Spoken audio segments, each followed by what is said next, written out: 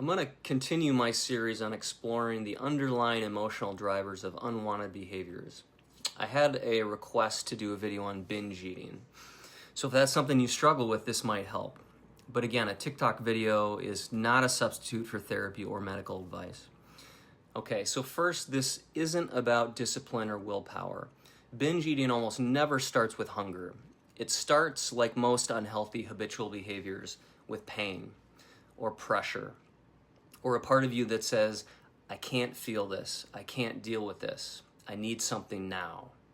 And food becomes the fastest, most reliable way to cope because it works for the moment.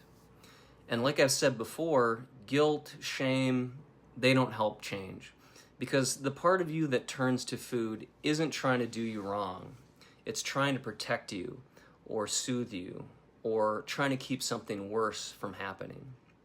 So the real work begins when you stop shaming that part and start getting curious. What were you feeling right before the binge? What was happening in your body and in your mind? Were you overwhelmed, lonely? Were you criticizing yourself? Were you trying to hold it all together? If you can pause during the binge, even once, and ask, what am I really needing right now? You're building that awareness. You're creating space. And in that space, something else, something different becomes possible. So no, you don't need to punish or guilt trip yourself to change. You need to learn how to listen to the parts of yourself that you normally ignore or disparage. Having these unhealthy behaviors, like binge eating, doesn't mean you're broken. It just means there's a part of you that's hurting, and it needs care, not control. So let me know what you think.